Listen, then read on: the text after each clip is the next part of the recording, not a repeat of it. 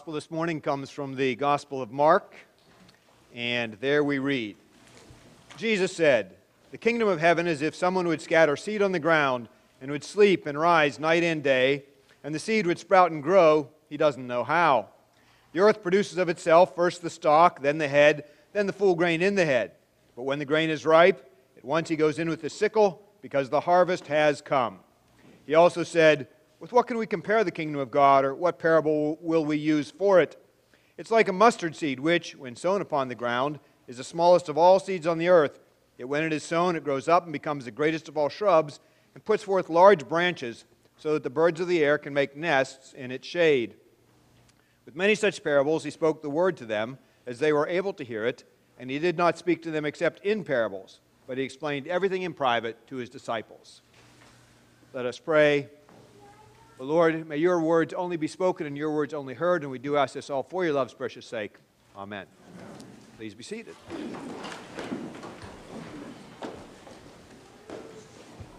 I heard someone speaking recently who had just been in China, and they were talking about how surprised they were that given the official position of the Chinese government, the position of being a communist government and espousing a communist philosophy, they were surprised by how obsessed China is with wealth and prestige. And they said that the tour guide, one of the things the tour guide said is that there are currently 213 billionaires living in China. So perhaps not what you would expect from a communist country, 213 billionaires. And the tour guide went on and said that in this country now there's really 5 things that women are looking for in a man. And she said, then there are 5 C's. We call them in China, we call them the 5 C's. The first C is cash. They're just looking for a guy who has a lot of cash. Second thing they're looking for is career. They're looking for a person with a high-powered career, a career that has a lot of prestige. The third thing they're looking for is a condo. And all the people in China, not a lot of space, private property is a premium. Again, though not perhaps consistent with communist philosophy, yet the people themselves put quite a premium on somebody who can actually afford private property, and owning private property makes a person extremely desirable. The fourth one are cars, the cars that people drive. And so the tour guide said that in China, BMW stands for "Be My Wife." And the wife of the person who was telling this story, she said to the tour guide, sort of joking around, but true nonetheless, so we know when my husband met me, he was driving a 13-year-old Volkswagen. And the tour guide said, "We have a word for people like that in China." And the wife said, "Well, what's that?" She said, "Loser." And then the final C is condition. And it shows that they're focused on that which is youthful, that which outwardly looks appealing. And the way they say they mark this, and I have no idea in what context a person would do this, but if a man can get up out of a chair on one leg, so they're sitting down, they can stand up on one leg, that person is still desirable as a mate. But if it's that point in life where they can't get out of a chair with one leg, still need 2 legs, or need 2 legs to do that, then that person is too old and would not fit the appearances, the desired appearances. So the 5 C's of what people are looking for in life. And we can look at that and say, oh man, that's really kind of sorry, but I don't know that we're any different. And I don't know that our culture is any different. I don't know that we're any different. I don't know that I'm any different. We think about our conversations, the things that we so often talk about. You can just maybe even call a conversation to mind. You can think about the kind of things we generally call attention to on social media.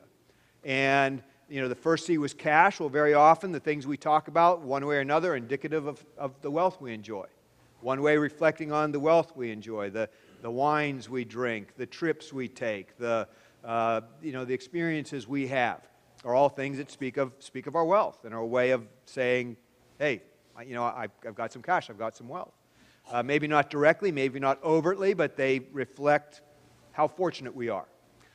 You can think about career, and this maybe most of all is you can think of how many of our conversations, particularly about our children, but also about ourselves, focus on achievement and talking about what our kids have achieved or what great thing they've done now, or how much I'm proud of my kid because of this great achievement that that they've just done now. So you can think of how much of our focus is on achievement. We can, and you can just go on down that list. Condo, car, conditioning.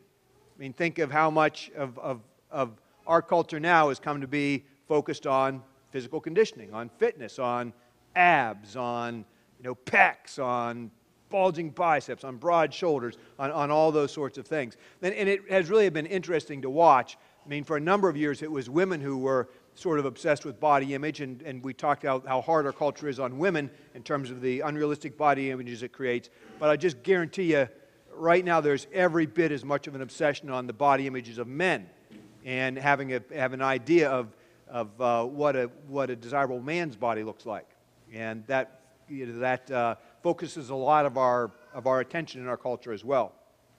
So it's not just the Chinese who look at sort of these big things, these obvious things, these outward things, and we use these things sort of to measure our life and create a life that we consider to be the good life or the desirable life. And so the stories that Jesus tells today are interesting stories because they're about small things. They're about things that aren't obvious. They're about tiny things. They're about things that go unnoticed. And Jesus talks about seeds. And if you think about a plant, and he was talking in agricultural society where a lot of people were farmers, but even if we're not farmers, many of us have gardens, or we're at least familiar with the concepts of gardening. And in a garden, a seed is not the most impressive part of a plant. Jesus talks about the power of seeds, but seeds aren't what we focus on in the plant. When we do altar flowers on a Sunday morning, we don't just put a bunch of seeds back there, right? Because you wouldn't even see them, would you? I mean, it's like, oh man, what's up there? They forgot to do the flowers today. You wouldn't even see the seeds that are up there. Seeds aren't the strongest part of a plant. They're not the stem. They're not the deep roots beneath the surface. They're not the strongest part of a plant. They're not the most attractive part of a plant, the foliage that provides shade or that has a certain appearance, it's pleasing to look upon. They're not the most desirable part of a plant, like the flower or a fruit. We eat a watermelon, we spit out the seeds. We don't bring buckets of seeds into our house and put them on our dining room table. We bring flowers and put them in a vase. And seeds are really sort of like the leftovers of a plant. When the rest of a plant has gone by, seeds are kind of like what's left over. Nobody really even thinks much about seeds. They fall on the ground, and we walk on them, and then they kind of go invisible. People not only don't even notice them, they sort of become invisible for a time. And yet, as Jesus makes so clear, it's in the seed that there's the power of life. It's in this tiny thing is this big promise, and it's this tiny thing that yields such huge results. And I want to suggest that in our lives, and actually in every aspect of our life, but particularly in our relationships, that the small things matter a whole lot more than the big things. And if what we're really looking for is a quality relationship, a healthy relationship, then the small things matter a whole lot more than the big things. And in fact, it's the things that don't appear important that are really important. We might look at the 5 C's we just talked about as being the important things in a relationship, but I'd suggest, following Jesus' lead, that it's the things that don't appear important at all that are actually the most important things in a relationship, are the most important things of all. Today is my 29th anniversary. Linda and I have been married 29 years. It's an amazing thing. Is it important that I got Linda a card on my anniversary? Yes. Well, yes, it is. Yes, I know. I know you're kind of worried where I was going with that. Yeah, it actually is, and I did. So I want to reassure you that is the case. But is it the most important thing? No, it's not the most important thing, is it? Because there's a lot of reasons a person could get a card. I could get a card because I've been a jerk the whole year long, and this is just kind of my way to try to make up for being a jerk, right? Get her a card and a diamond and give all that, because I've just been a jerk. I could get her a card because I knew I was going to preach this sermon, and I knew I was going to use this illustration, and I can make myself look good. And that doesn't have anything to do at all with Linda. Look at what a wise and conscious husband I am.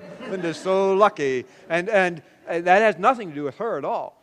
I get her a card just because of the power of social convention, because culture tells me it's important that I get my wife a card, and I want to follow social convention. I want to please everybody else. And so, again, it might not have anything to do with Linda. It might have something to do with just assuaging my own personal sense of guilt.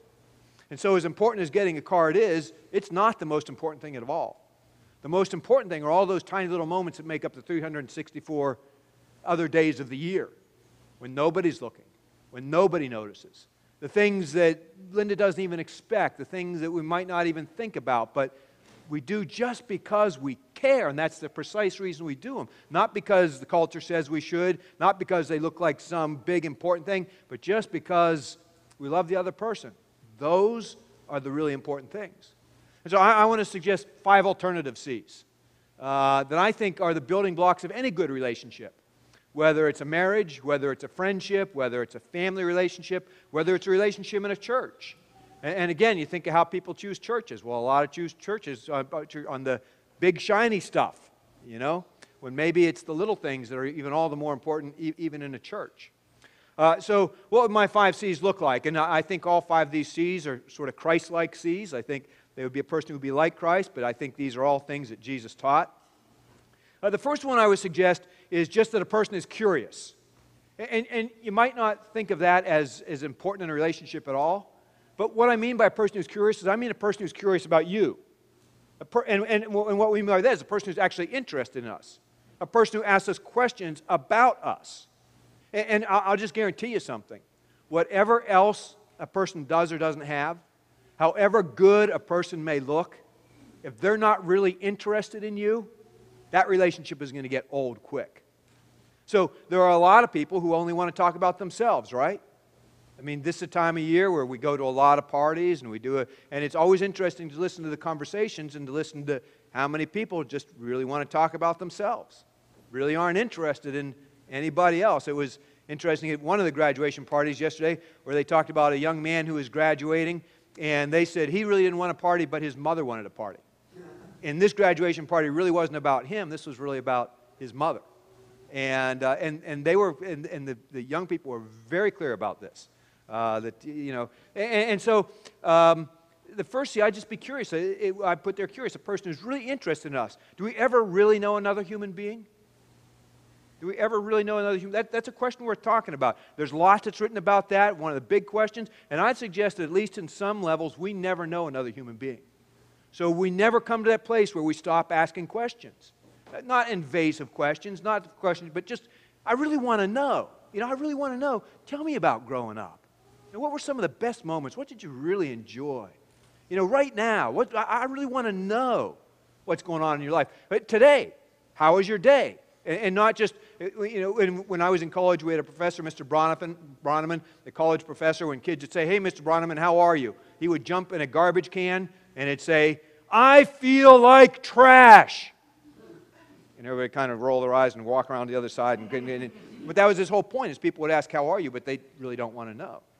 So, at the end of the day, just really saying, "How was your day?" And then following up on that. Then asking some questions about that. I really want to know.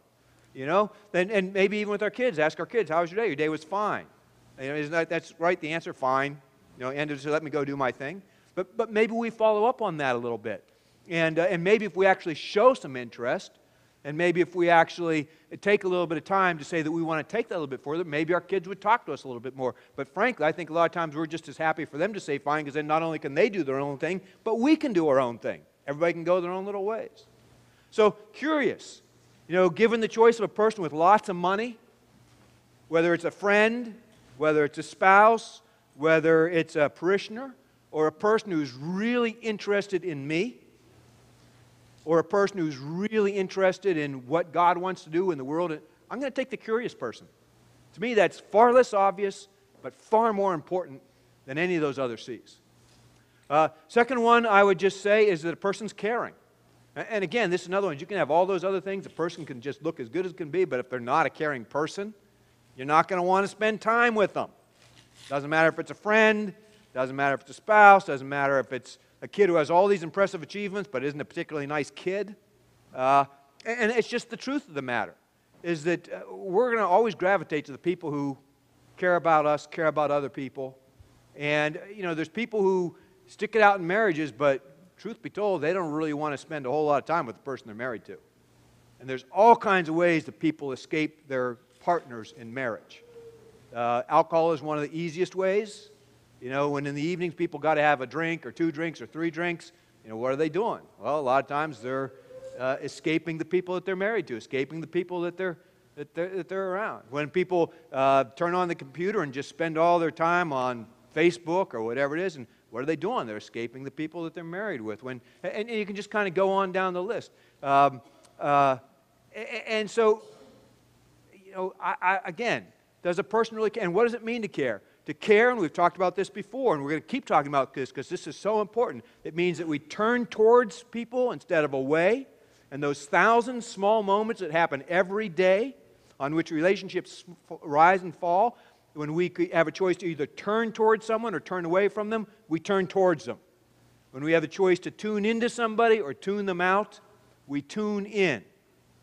We've talked about this recently, and you remember the example I gave you. The example was my wife in the cat video. And I know I'm repeating myself, but it's sort of, it's so important. It's maybe worth repeating. That she puts the cat video, has a cat video up on Facebook, and I'm making a few disciples out of this. Hillary actually sent me a cat video, and Hillary, that was a great cat video. Linda and I just laughed and laughed and laughed about that one. And so I'm learning, because when my wife first starts laughing about a cat video, I just, she's chuckling over there, and I can tell she wants me to say, "What are you laughing about?" But I'm working, and I want to put on my headphones and just say, "Leave me alone," or pretend like she's not there, or turn my back, or I'm busy, or something like. But what are you laughing about? And they says, "Well, there's this great video." "Oh, okay." And then I want to just end it there, but can I see it? And then it's funny, and then ha ha ha. But then you're really laughing, and then that is funny, and then all of a sudden you connect in that moment, and that's the stuff that's really important. I mean because on one level it's not important at all. It's a stupid cat video, right? But on another level, that is the sum and substance of a great relationship. So caring. Third one would just be cheerful. And there's a great proverb about this in the Bible. Worse than having a leaking roof or a dripping faucet is being married to a cantankerous spouse. Right? I mean, that worse than even a leaky roof or a dripping faucet is being married to a cantankerous spouse. Some people tell you we've got to root the negative people out of our life. If somebody's negative, don't have anything to do with them. As Christians, we don't have that luxury. Jesus calls us to love everybody, so we need to love even people who are negative. And we need to look for ways to include them. But they don't need to be in our closest circle of folks. There are plenty of people out in the world who are always looking at the negative side of things, are always being critical of other people, are always being judgmental, are always pointing out what's wrong with people who look at the world different than they do, have a different political view than they do, whatever it may be, different religious view than they do. But we don't have to be those people. And at the closest levels of our life, we don't have to associate with those people. At some level we do, but they're not the people we want to allow to shape our hearts and souls and minds and our outlooks. How much better is it to have someone who's cheerful, who helps us see the bright side of things, who helps us see what's right about life, who helps us see what's good in the world, who just helps us be happy to be alive. I mean, life's tough, isn't it? And it's hard enough to be positive. And there's always people that are going negative all around us. And so to have those people in our life who just help us remember how good life is, how cotton-picking blessed we are. You see, that, to me, again, that's a whole lot more important to me than a lot of money. You can have a whole lot of money and be awfully miserable. And there's a lot of people who are. And you can have no money at all and be real cheerful. And we've met a lot of those folks. We go out of the countries, we meet them all the time. Given the choice, I know which one I'd make. Flowing from that, complementary. And this is just to say that it's people who recognize what's good about us and tell us. And right off the bat, I mean, think about this for a second. Think of somebody who you're close to. It might be a friend, might be a family member, might be a spouse, might be a pastor, might be a parishioner. And without even thinking of it, just right off the bat, you have somebody in mind. Think of the 3 things that you admire most about that person. 3 things right off the bat that you're incredibly fond of, cause you to be incredibly fond of that person. And if you can't think of 3 things right off the bat, you have some work to do on this one. And so the people that I think we want to enter into our deepest relationships, we want to be our friends, we want to have shape our worlds and have a hand in shaping their worlds, are the people who like us. Are the people who recognize what's good about us, are the people who tell us what's good about us. And of course they'll sometimes tell us what's not good about us, but the way we hear what's not good about us is if we know that people are in our corner. And the only way we know that people are in our corner is if they let us know that they like us sometimes. And so, I mean, it's just, it's a really important thing to take some time to know why we like our friends and to tell our friends why we like our friends. It's a really important thing to know why we like our family and tell why we like our family. And then the fifth one is, and initially I had caress, but that's kind of a little bit of a strong word, might not work in all relationships. And Christy Olson suggested the word contact, that we make appropriate physical contact with the people we care about. And when I was first a priest, I mean, I've been doing pre-marriage counseling, marriage counseling for years and years and years. I still do. And when I first did it, I never talked sort of about the physical relationship, about physical things, because even though I wasn't sort of hippie, I was sort of like post-hippie, and I was into this spiritual idea of love. So I sort of thought the physical side of love was sort of a perversion of the spiritual side of things. But now, having done what I've done for as long as I've done it, and now having lived for as long as I've lived, I've come to believe that the physical part of a relationship is one of the most important parts of all. And one of the surest signs, and I'm not just talking sexual, I'm talking broader at this point. One of the surest signs that a relationship is broken is when people won't touch you like they normally would touch you. If somebody would normally shake your hand, they just pass you by and don't shake your hand. Somebody would normally give you a hug, they shake your hand. Somebody would normally kiss you on the cheek, they don't even look at you, they just walk by. I mean, for me, that's one of the surest indications that something's no longer right. When somebody would normally have some sort of physical contact with me, won't have it anymore. And conversely, one of the surest signs that somebody likes me, or that I like somebody else, is that in appropriate ways, they express that. Because, I mean, that's sort of how we're wired up, is to express physical affection for each other, and we need that. We're also wired up to receive that. And so, just think about this scenario with me for a moment. I'll give you two scenarios. One, my wife says, hey, honey, I'm about to leave for school. I'll see you this evening. I say, oh, wait just a minute. Wait just a minute. And I run downstairs. We live in a split level. She's at the front door. I sweep her in my arms, and I put my hand, and I give her a 6-second kiss. We've talked about the 6-second kiss. And I say, you know what? Before you left, I just really want to tell you one more time how glad I am to be married to you and how much I love you. Have a great day. But just thinking about that, you can feel that, right? I mean, we feel the power of that moment. See, that's the power. That's the tiny, small moment. If I don't do it, she'll never think, oh, I can't believe Rob didn't give me the 6-second kiss today. She won't even think about that. It doesn't seem important. But when you do it, it's so important, and it's those moments that build it. Think about another one. And I know this will embarrass the heck out of our kids, but it's part of a parent's duty to embarrass the heck out of our kids. And the truth of the matter is we're crazy in love with you, so if we didn't do some embarrassing things sometimes, we wouldn't be true to how much we love you. And so let's say a kid's about to leave for school. Hey, Dad, I'm leaving for school. You say, oh, wait just a second before you leave. And you go down, and maybe it's a 6-second hug. Where I take one of my daughters and I just say, you know what, Mary or Christine, you know what, I just want to tell you, I know I've been busy lately. I just wanted to say, all the kids in the world, I'm glad you're mine. And I hope you have a great day. 6 seconds, just that, but a little physical contact, a little expression. I mean, think of the power of that moment. And a kid might squirm and be uncomfortable and say, oh, Mom, oh, Dad. But you know what? That's the stuff that says, we're crazy in love with you. And yeah, if that makes me look a little bit like a fool, if that makes it a little bit uncomfortable, okay. What do we usually do? We're sarcastic in the ways we express affection. We express affection indirectly through some form of sarcasm or some sort of joke, when the most honest thing would just be to take a moment and say, doggone it, I love you. I don't think we say that enough. We dance around it. We have all kinds of ways of expressing it, but just eye to eye, heart to heart, hand to hand, by golly, I love you. You're one of the most important people in the world to me. And if I didn't have you know. That's what we're talking about. So, it's those little things that really matter.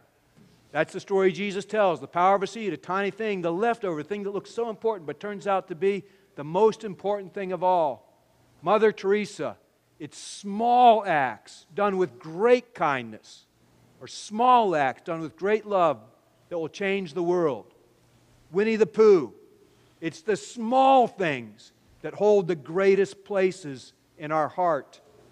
John Gottman, or perhaps the foremost relational therapist researcher in our day, small things done often are the secret of great relationships.